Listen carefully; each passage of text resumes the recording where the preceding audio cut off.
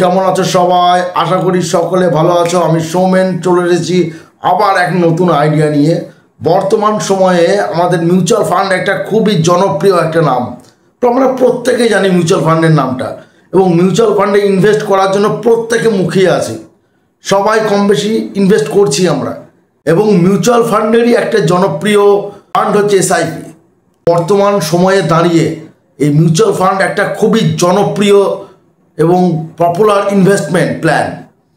তো আমরা ম্যাক্সিমাম কি করি, এসআইপির মাধ্যমেই এই মিউচুয়াল ফান্ডে আমরা প্রবেশ করি, এবং আমরা এমন একটা জায়গায় গিয়ে ফেঁসে যাই যে আমরা ইনভেস্ট করতে করতে আমরা জানি না কখন ইনভেস্ট করা উচিত এবং কোন সময় এর থেকে বেরিয়ে আসা উচিত। এই ভুলগুলো আমরা জানি না, এবং এতে অনেক রিটার্নও বেশি পাওয়া যায়, কিন্তু অনেক ঝুঁকিও আছে। তাই এই সম্পর্কে বিস্তারিত না জেনে কখনোই ইনভেস্ট করা উচিত নয়।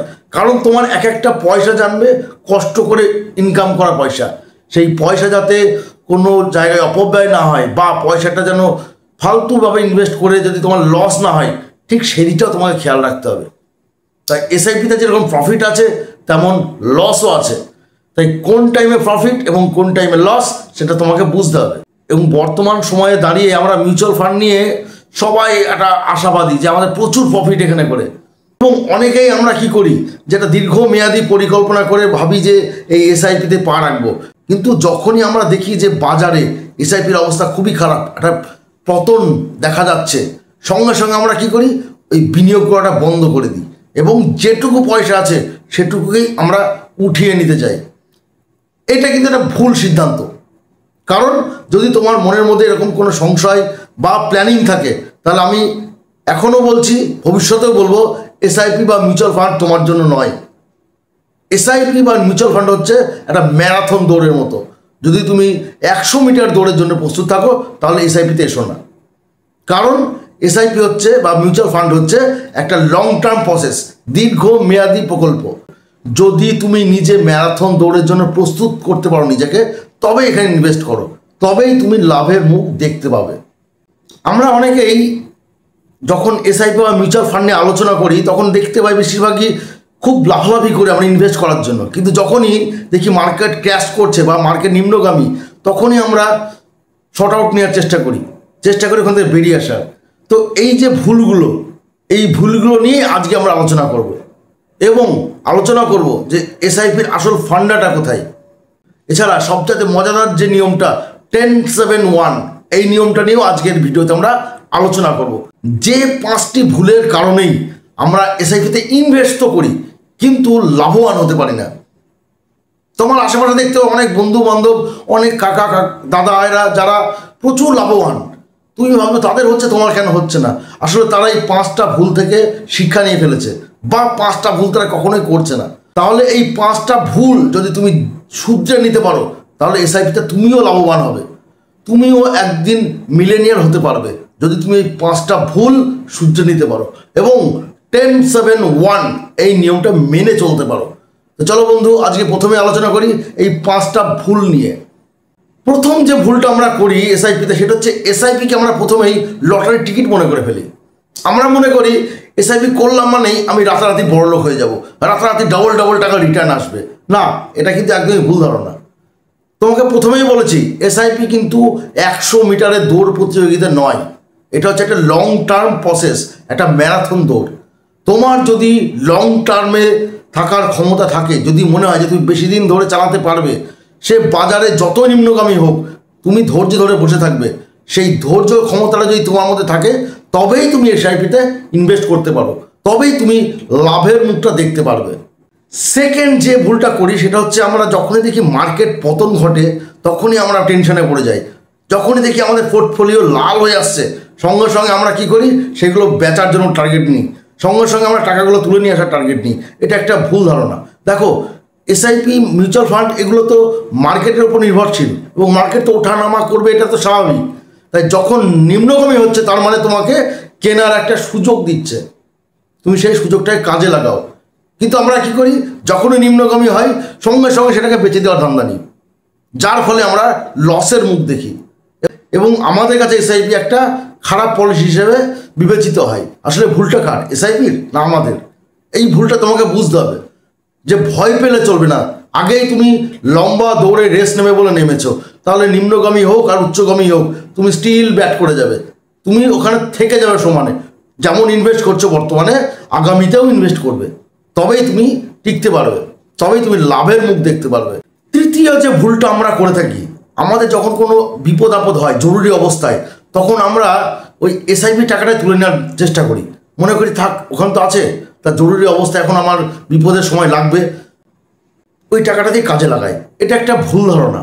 আমি প্রত্যেককেই বলবো, আগের ভিডিওতেও আমরা বলেছি যে যদি তোমার ইনকাম যা করছো তার জন্য এমার্জেন্সি ফান্ড, মানে 6 মাসের জন্য যদি কোনো ফান্ড তোমার তৈরি না থাকে, তাহলে তুমি ইনভেস্ট করতে যেও না। আগে তুমি এমার্জেন্সি ফান্ড নিজের জন্য তৈরি করো, তারপর তুমি ইনভেস্টের কথা ভাববে। কারণ হতেই পারে তোমার অসুস্থ হয়ে গেলে বা কোনো মহামারী দেখা দিল, তাহলে সেই সময়টাকে তোমার চালানোর মতো একটা পয়সা দরকার। তখন তোমার ইনভেস্টের দিকে তাকালে হবে না, যে আমি যেখানে ইনভেস্ট করেছি সেইখান থেকে তুলে নিয়ে এসে তোমার সংসার চালাবে, তাহলে হবে না। তাহলে তোমাকে ভাবতে হবে এমার্জেন্সি ফান্ড তোমাকে রাখতে হবে, যাতে জরুরি সময় তোমার কাজে লাগে, যাতে ইনভেস্ট কোনো প্ল্যান যেটা করেছো সেইখানে যেন তোমার হাত না লাগায়। তাহলে আমাদের এসআইপিতে যে ইনভেস্টটা করছি, আমাদের আপদে বিপদে যেন ওইখানে হাত না দিতে হয়। তাহলে এসআইপিটা ঠিক গতিতে আস্তে আস্তে চলতে থাকবে। যদি সেটা চলতে থাকে, দেখবে তোমার লস হচ্ছে না। ফোর্থ যে ভুলটা আমরা করি সেটা হচ্ছে উদ্দেশ্যহীনভাবে বিনিয়োগ করে ফেলি আমরা। আমাদের কাছে যখনই বেশি টাকা থাকে আমরা ভেবে নিই যে চলো আজকে 10,000 লাগিয়ে দিই, 20,000 লাগিয়ে দিই। না, এই ভুলটা করবেন না। আপনি বিনিয়োগ করার আগে 10 বার ভাবুন যে কোনটা সারা বছর আপনি চালাতে পারবেন, সে হোক 1,000, হোক 500 বা 2,000। আপনি সেই টাকাটা কম বা বেশি ভাববেন না, আগে আপনার পক্ষে সম্ভব ধারাবাহিকভাবে ইনভেস্ট করা সেটুকু ইনভেস্ট করুন। কারণ উদ্দেশ্যহীনভাবে বিনিয়োগ করলে আপনি বেশি দিন ইনভেস্ট করতে পারবেন না, এবং বেশি দিন যদি ইনভেস্ট করতে না পারেন তাহলে আলটিমেটলি লুজার আপনি, কোনো লাভ আসবে না আপনার। এবং আপনি পরবর্তীকালে কী করবেন, পরবর্তীকালে আপনি ওই এসআইপির দুর্নাম করবেন। কিন্তু এসআইপি কি আপনাকে ঠকাচ্ছে না? আপনার ভুল সিদ্ধান্তের জন্য আজকে আপনি এসআইপিতে লস করছেন। ভাবুন একবার। ফিফথ যে ভুলটা করি, এটা আমাদের প্রত্যেকেই আছে, কারণ আমাদের দেশ কৃষি নির্ভরশীল এবং আমাদের বেশিরভাগ জনগণই হচ্ছে নিম্নবিত্ত এবং মধ্যবিত্ত। তাহলে এদের ইএমআই জিনিসটা প্রত্যেকেরই আছে, লোন সিস্টেমটা আমাদের প্রত্যেকের। কেউ গৃহ ঋণ নিয়ে রেখেছে, কেউ একটা ফ্রিজ কিনেছে লোন নিয়ে, কেউ একটা গাড়ি কিনেছে লোন নিয়ে, কিনেছে কিছু না কিছু একটা লোন নিয়ে। তাহলে এই লোনের চাপটা যেন আপনার এসআইপিতে না পড়ে। আপনি মান্থলি যে এসআইপিতে ইনভেস্ট করেন, এমন যেন না হয় যে আপনার ইএমআই টাকা জোগাড় করতে গিয়ে এসআইপি ধাক্কা খাচ্ছে। এই ভুলটা করবেন না। আগে আপনার লোনটা পরিশোধ করুন, তারপর আপনি এসআইপিতে ইনভেস্ট করুন।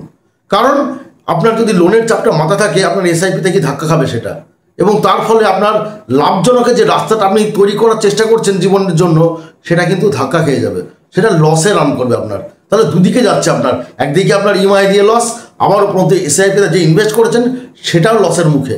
তাহলে সেটা করবেন না। আপনি চেষ্টা করুন আপনার যে ঋণগুলো আছে সেগুলো পরিশোধ করে তারপরে কোনো একটা জায়গায় বিনিয়োগ করুন। তাহলে এই যে 5টা ভুল বললাম আমরা, এই 5টা ভুল যদি শুধরে নিতে পারি, তাহলে কিন্তু আমাদের এসআইপিতে বিনিয়োগ করলে খুব বেশি লস হবে না, এবং আশা করব আগামীতে আপনি লাভবান হবেন। কারণ এসআইপি হচ্ছে এমন একটা জিনিস, আপনি এখানে লং টাইম ছাড়া কখনোই লাভবান হতে পারবেন না। আপনি যত বেশি সময় এখানে ইনভেস্ট করবেন, যত সময় ধরে আপনি ধৈর্য ধরে থাকতে পারবেন, তত আপনার লাভবান হওয়ার একটা চান্স থেকে যায়। তাহলে আশা করি বুঝতে পারলেন যে আমাদের 5টা ভুল আগে আমাদের শুধরোতে হবে। এরপর আমরা আলোচনা করবো 10-7-1 এই নিয়মটা নিয়ে। 10-7-1 নিয়মটা কি? 10-7-1 নিয়মটা হচ্ছে, প্রথমেই বলো 10, অর্থাৎ 10% হারে আমাদের বাজার ডাউন হয় প্রত্যেক বছরই। এটা আমাদের মেনে নিতে হবে, এবং এটা মেনে নিয়েই আমাদের ইনভেস্টটা করতে হবে। আমাদের ঘাবড়ালে চলবে না যে বাজার 10% লস করে গেল, তাহলে আমি কি করব, এইটা নয়। আপনাকে বুঝতে হবে, আপনি যদি আজ থেকে 20 বছর বা 30 বছরের এই মিউচুয়াল ফান্ডের ইতিহাস ঘাটেন, দেখবেন সেখানে প্রত্যেক বছর 10%, 20% করে একটা ঘাটতি দেখা যায়। তাহলে এই ঘাটতিটাকে আপনাকে মেনে নিয়েই আপনাকে ইনভেস্ট করতে হবে। যদি এটা মেনে নিতে পারেন, তাহলে দেখবেন আপনি ঠিক লাভবান হচ্ছেন। 2 নম্বর হচ্ছে 7, অর্থাৎ 7 বছর মিনিমাম আপনি সময় দেবেন। মিনিমাম আপনাকে বলবো 7টা বছর সময় এর পিছনে ইনভেস্ট দেবেন। কারণ আপনি যত কম সময় ইনভেস্ট করবেন, লাভ হওয়ার চান্স খুবই কম, নেই বললেই চলে। যদি আপনি 7 বছর মিনিমাম ইনভেস্ট করতে পারেন, তাহলে একটা লাভের মুখ দেখার আশা থেকে যায়। যদি আপনি তার চাইতেও বেশি সময় ধরে ইনভেস্ট করতে পারেন, তাহলে আপনার লাভের চান্স দ্বিগুণ। তাহলে আপনাকে বুঝতে হবে আপনাকে মিনিমাম 7 ইয়ার্স টার্গেট নিয়েই আপনাকে ইনভেস্ট করে যেতে হবে। তারপর হচ্ছে 1, অর্থাৎ প্রতি 1 বছর অন্তর অন্তর, ধরুন আপনি আজকে ইনভেস্ট করতে শুরু করলেন 2025-এ দাঁড়িয়ে 1000 টাকা বা 500 টাকা বা 2000 টাকা, আপনি 25 সাল যখন পেরিয়ে 26 সালে পা রাখছেন, অর্থাৎ 1 বছর ইনভেস্ট হয়ে গেল, তখন আপনি টার্গেট রাখুন একটা ইনভেস্টটাকে বাড়ানোর। 10% হোক, 20% হোক, আপনি ইনভেস্টটাকে বাড়ান। আপনার যদি আজকে 1000 টাকা ইনভেস্ট করেন, আপনি 1 বছর পর টার্গেট রাখুন ওটাকে 1500 টাকা ইনভেস্ট করার, মানে 500 টাকা বাড়ান। এই টার্গেটটা যদি আপনি রাখতে পারেন, তাহলে দেখবেন আপনার দিনকে দিন আপনার ইনভেস্ট বাড়ছে এবং আগামীতে আপনার লাভের অঙ্কটা আরও বাড়বে। কারণ এই যদি আপনি অ্যামাউন্টটা একই রাখেন, ধরুন আজকেও 1000 দিচ্ছেন, আজকে 10 বছর পরেও সে 1000 রেখেছেন, তাহলে কি আপনি মনে করেন যে আপনার টাকার ভ্যালু বাড়বে? আজকে 1000 টাকার ভ্যালু কি কালকে 2000 টাকা হবে? তাহলে আপনাকে সেইভাবে ইনভেস্টটা করতে হবে। আজকে আপনার তো অর্থ কম, আপনি 1000 করুন, 500 করুন, ঠিক একটা বছর পর তো আপনি একটা ইনকামের রাস্তা নিশ্চয়ই বেরোবে আপনার জীবনে, তখন ইনভেস্টটাকে একটু বাড়িয়ে দিন। যদি ইনভেস্টটাকে 1 বছর পর বাড়িয়ে দিন, তাহলে আপনার টার্গেটটা বাড়বে। আপনাকে প্রথমেই ধরে নিতে হবে যে প্রতি 1 বছর অন্তর অন্তর আমি ইনভেস্টটাকে 10% বা 20% হারে বাড়াবো।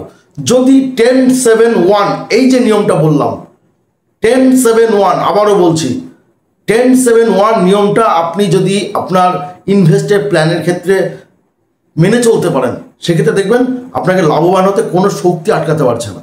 কারণ এটা মেনেই আজকাল তাবড় তাবড় মানুষ ধনী হচ্ছে। কেন আপনি পারবেন না? তো বন্ধুরা, আজকে যে আলোচনাটা করলাম এসআইপি বা মিউচুয়াল ফান্ড নিয়ে, কেমন লাগলো আপনাদের তথ্যগুলো এবং আপনার কোন ভুলটার জন্য আপনি পস্তাচ্ছেন সেটা অবশ্যই লিখে জানাতে ভুলবেন না আমাদের কমেন্ট বক্সে। এবং ভালো লাগলে অবশ্যই আমাদের চ্যানেলটিকে সাবস্ক্রাইব করে পাশে থাকবেন, যাতে আমরা আগামীতে আরও নতুন নতুন ভিডিও বা নতুন নতুন তথ্য নিয়ে আপনার সামনে হাজির হতে পারি। ভালো থাকবেন, আবার দেখা হচ্ছে নতুন কোনো ভিডিও নিয়ে। ধন্যবাদ।